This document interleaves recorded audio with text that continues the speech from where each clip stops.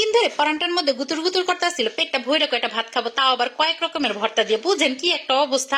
তো কয়েক রকমের ভর্তা বানানো কিন্তু মুখের কথা না, মুখের কথা না, কিন্তু এটা কিন্তু হাতের কথা। মানে মুখ দিয়ে বললেই হবে না, হাতটাকে জোরে চালাতে হবে, মানে হাতটাকে থামানো যাবে না এরকম কয়েক রকমের ভর্তা বানাইতে গেলে। যেদিন দুপুরে এরকম কয়েক রকমের ভর্তা বানানোর কথা চিন্তা করবেন, ওই দিন হাতটাকে আগে থেকে কি করবেন, রেডি করে রাখবেন।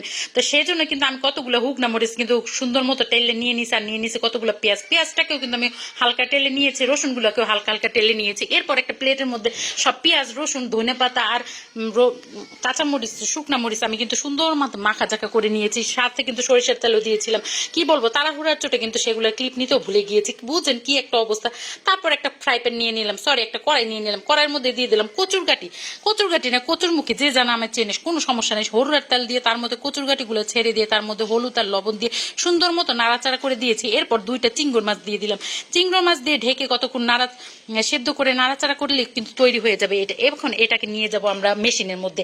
আমি আমার মেশিনটার মধ্যে নিয়ে নিছি। আমার মেশিনটা হলো এই পাটাপোতায়। পাটাপোতার মধ্যে ভর্তা বানানোর স্বাদ যে কি, এটা কিন্তু যে পাটাপোতায় না খাইছে সে কিন্তু বুঝবে না। মানে যে পাটাপোতায় খাইছে সে কিন্তু অন্য কোনো ভাবে ভর্তা খাওয়ার কথা চিন্তাও করতে পারে না, মানে ব্লেন্ডারের কথা।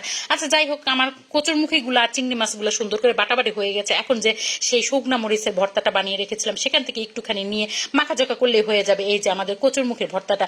এখন আবার চলে যাব কড়াইয়ের মধ্যে, সেখানে দিয়ে দেবো একটা বড় মিডিয়াম সাইজের আলু। সেই আলুটাকে আমি পাতলা পাতলা করে কেটে কড়াইয়ের মধ্যে দিয়ে দিচ্ছি। হলুদ লবণ দিয়ে ঢেকে খুব সুন্দরভাবে সেদ্ধ না হওয়া পর্যন্ত ভেজে নিয়েছি। যখনই ভাজা হয়ে যাবে, সেদ্ধ হয়ে যাবে, তখন এগুলোকে উঠিয়ে আবার সেই মেশিনের মধ্যে চলে আসবো, মানে পাটার মধ্যে। আরে বোঝেন কি একটা অবস্থা, মাথা মাথা কিন্তু পুরাই নষ্ট হয়ে গেছে।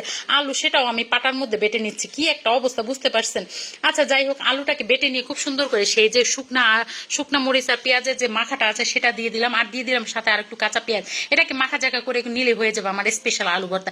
এখন আবার কড়াইয়ের মধ্যে দিয়ে দিলাম দুইটা ল্যাঞ্জা। এই যে ল্যাঞ্জা দুইটা আমার ফ্রিজের মধ্যে কতদিন ধরে গুচুর গুচুর করতেছিল, মানে শুয়েছিল, চিত হয়েছিল, বসেছিল, এটাকে কেউ খাচ্ছিল না। ভাবলাম এটাকেই আজকে খেয়ে ফেলবো। সেই দুইটা ল্যাঞ্জার সাথে দিয়ে দিলাম 3 পিস টমেটো, এটাকে ভাগ করে দিয়ে দিয়েছি। এটাকে কিন্তু একসাথে ভর্তা করবো না, আলাদাভাবে ভর্তা করবো, কিন্তু একসাথে ভেজে নিলাম, মানে আমি একটু সময় বাঁচিয়ে নিলাম।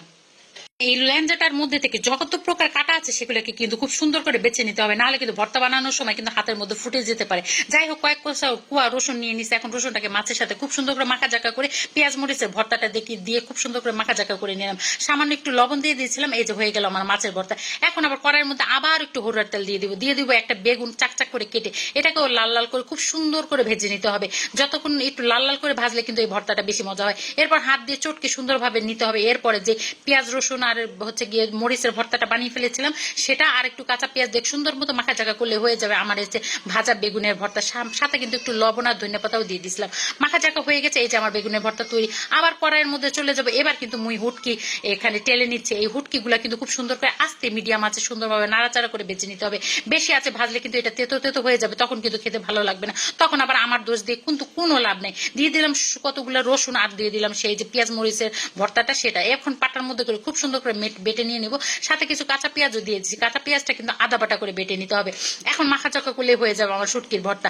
এরপরে যে সেই টমেটোটা ভেজেছিলাম সেই টমেটোটাও নিয়ে নিলাম। টমেটোটার সাথে সেই পেঁয়াজ মরিচের যে ভর্তাটা আছে সেটার সাথে মাখা চাকা করলে কিন্তু আমার টমেটো ভর্তা হয়ে যাবে। সাথে কিন্তু একটু ধনেপাতা আর কাঁচা পেঁয়াজও দিয়ে দিয়েছিলাম। এই যে আমার টমেটোর ভর্তা হয়ে গেছে। এখন একটু পেঁয়াজ মরিচের যে ভর্তাটা ছিল সেটার সাথে আর একটু ধনেপাতা, লবণ আর তেল দিয়ে মাখিয়ে নিলাম পেঁয়াজ মরিচের ভর্তা। এখন একটা প্লেটের মধ্যে সবকিছু সুন্দরভাবে সাজিয়ে নিয়ে নিয়েছি।